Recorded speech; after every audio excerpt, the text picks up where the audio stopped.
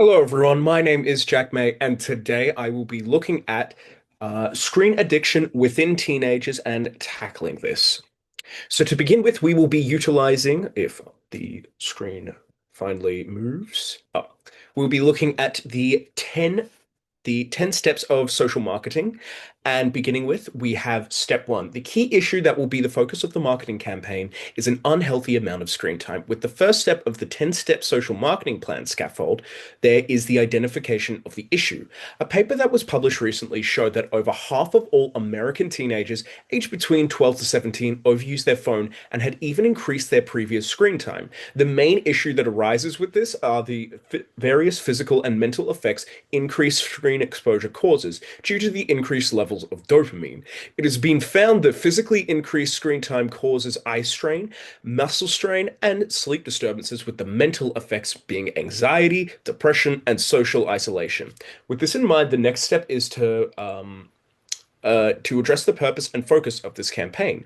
The core purpose of this campaign is to stop the epidemic of screen addiction among youth and subsequently improve their health, with the reduction in screen time aiding in the reduction of the teen mental health crisis and subsequently reducing the suicide rates among teens. As for the focus, the main focus are reducing rates of screen addiction of Australian teens aged between 12 and 17, with this reduction taking place specifically in metropolitan areas. Moving to step two, having established the issue along with the purpose and focus of the campaign, the second step is to perform a situation analysis, fitting in with the purpose and focus statement of the first step. The organization which will be analysed is the Australian government, specifically the Australian Department of Health, Disabilities, and Aging, conducting a SWOT analysis to analyze the internal and external factors of the organization. To begin with, there are the internal factors, starting with the organization's strengths, which include being a strong and stable organization, with the organization also being supported by effective health public services. As for the organization's weaknesses, these include poor implementation of policies and campaigns, misinformation with advertisements, and a lack of flexibility.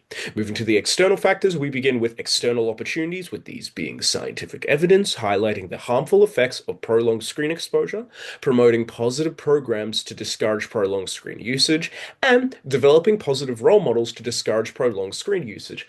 Finally, for the organization's threats, there are difficult to enforce, peer pressure, and the addictive nature of social media and, by extension, gaming. Moving to step three, this will involve development and refining a target audience with the campaign, which that the campaign will engage with. Pardon me. The key segments that will be engaged with are the demographic and behavioral segments, but to begin with, there is the size of the priority audience. The size of the priority audience will encapsulate all Australian teenagers, specifically from 12 to 17, so essentially all high schoolers. As for the geographics of this campaign, whilst advertisements will be shown nationally, the main geographic that will be engaged with are teenagers situated around metropolitan areas, so specifically Sydney, Victoria, and Queensland. The main age to be primarily engaged with is 15, but as for the behavioral segment, this will be teenagers that have phones and are frequently using them, teenagers who use social media at least once a day, and teenagers whose screen time is measured to be at least 4 hours a day. Next is the fourth step, which involves development of both a behavioral objective that this campaign will influence, along with a target goal that can be used essentially as a stepping stone towards achieving the key goal. The objective in which has been outlined is reducing the prevalence of screen addiction amongst teenagers in order to achieve this SMART goal framework, which will be utilized in order to break down the objective piece by piece, in order to develop a target goal that is both doable and relevant to market to the goal specific. The goal specific. The reduction of screen addiction amongst Australian teens situated amongst the metropolitan areas from ages 12 to 17. To make the goal measurable, we will aim to reduce the prevalence amongst teenagers specifically by 10%. Whilst this is mostly achievable, to make this goal reasonable, this goal will allow for at least a minimum of 7.5 of teenagers. Percent of teenagers. The goal is relevant due to overwhelming prevalence of screen addiction amongst Australian teens, with half of the population of all teenagers showing signs of screen addiction. Finally, to make the goal time bound, the goal is to be completed by at least 2030. Moving to following this, there is step 5, which is made up of barriers, benefits, motivations, competition, and outside influences, although we will not be covering the latter. This will impact the effectiveness and result of the social marketing campaign being developed. To begin with, there is the main barriers present, with the most obvious being the highly addictive nature of screens, specifically the addictive nature of social media apps like Instagram and TikTok, with studies highlighting showing that algorithm developed to deliver content to users is designed to hook them for as long as possible. Along with this, there is the fact that extensive phone use may be used to develop a feeling of maturity, and that employing screen time restrictions can be seen as demeaning and patronizing, making teens feel infantilized. One final barrier is a lack of knowledge regarding the damaging effect of extended screen time and the difficulty to break away from extended phone use due to phone use being seen as difficult as difference, pardon me, to substance use. Next are the various benefits that the campaign can encourage, with the first being a wave of change, with there potentially being a widespread effect of reduced phone usage as activities that are not screen-based begin to emerge and popularize amongst the youth. Along with this, the initiative outlined um, Along with this, the initiative outlined, apology for the uh, lack of change, um, outlined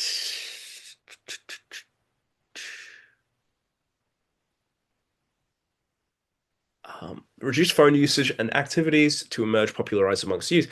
With this, the initiative outlined will aid in recruiting teens who are currently already physically active and health focused in reducing their screen usage by promoting the various health benefits of reduced screen time. Moving to motivators, as mentioned, the key motivators are the various health benefits that are derived from reduced screen time, with the campaign also shedding light on the more negative and serious aspects of prolonged screen time, informing teenagers who may not have known. The main competition that the campaign will face is difficulty breaking screen addiction, with teenagers who are already developed a screen addiction, as well as moderating highly addictive apps like TikTok. Another more niche issue is the release of new anticipated video games that teenagers will want to spend time playing. From here, we move to step 6, which involves the crafting of a desired position, further refining the established segments and defining a more refined and strengthened target audience, allowing for a more directed and targeted advertisements and marketing efforts. The key segments which will be targeted are the demographic and behavioral segments. For the demographic segment, this will of course be on teenagers, specifically teenagers that are attending high school, both public and private, and pardon me, and within metropolitan areas primarily. As for the behavioral segment, this will be teenagers that use their phones for at least 4 hours a day and can be further segmented to students who enjoy content creation, spend their free time watching YouTubers or TikTokers, etc. For the positioning statement, this will be: we want Australian teenagers to see excessive phone use as unhealthy and damaging.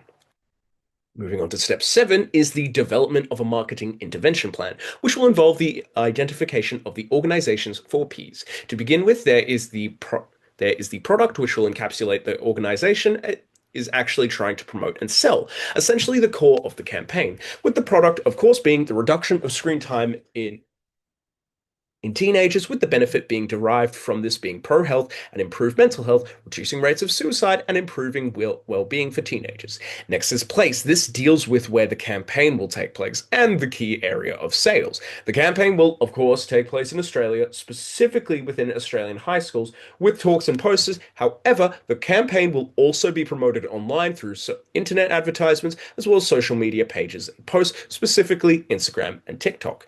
For promotion, this will involve how the campaign is actually promoted and advertised, with the main form of promotion being physically through school flyers, as well as digitally through the use of internet advertisements and social media postings. Finally, there is pricing, which is made up of both the actual price of development and promoting the campaign, as well as the achieved goal, with the price being cost of developing the campaign, as well as dealing with and encouraging the reduction of screen use amongst teenagers. Next is step 8, which involves the determining of an evaluation plan, following the conclusion of the campaign in order to measure the effectiveness. To develop this, there are 5 key questions to be answered, with the first being why we are conducting the evaluation, with the answer being to measure the campaign's effectiveness, to measure how many teenagers we are reaching, were reached by the campaign and to develop or utilize different strategies for future campaigns. The second question is what will be measured in evaluation, with this being outcome and impact. The third question is how they will be measured, with the forms of measurement being through quantitative surveys, observation research, and through collection of data within databases. The fourth question is when evaluation will begin, with it being post-campaign, as well as conducting short and long-term measurement, with the long-term being used to analyze the effectiveness of the campaign. Finally, the fifth question is what the cost will be, with the cost being minimal to moderate with records, databases, and citizen surveys. Moving on to step 9 is budgets and funding. To begin with, the begin with the budgeting method of the method of budgeting that will be used is the objective and task method, which essentially involves setting a specific objective, identifying the tasks which need to be undertaken in order to achieve said objective, and finally identifying the appropriate budget in order to afford those tasks. The main justification for this method of budgeting is due to the goal being for behaviors to be influenced. Along with this, there is identifying source of funding, which will be derived from partnership with advertising and media partners. The final step of this process is step 10, which will outline the full implementation of the marketing campaign that has been developed, along with the various strategies, and along with this, is also the sustaining behavior plan to encourage the target audience to continue the various encouraged behaviors after the initial campaign development. For the implementation plan, there are four major components, with the first being what we will do, with this being developing advertisements, discouraging extended screen use, and encouraging more healthy practices, showing how screen time affects mental health, and releasing surveys to school students to identify how much of an impact the campaign had. Secondly, there is who will be responsible with this being the Australian government and specifically the Department of Health, Disability and Aging, along with Australian high schools. Third is there is when it will all be done, with the campaign commencing at the beginning of 2026, monitoring over each year, and the final evaluation at the end of 2030. Finally, there is how much it will cost. Marketing is calculated to be $240,000, surveys will cost around $100,000, and so all up, the campaign is likely to cost around $340,000. To conclude, the campaign will center around screen addiction and will focus on lowering the rate of screen addiction amongst teenagers aged 12 to 17 through the use of digital advertisements, along with flyers posted throughout the school in order to reduce the mental health epidemic and aid in providing teenagers a healthier lifestyle. And you can find all the references utilized in this page on the original document. Thank you.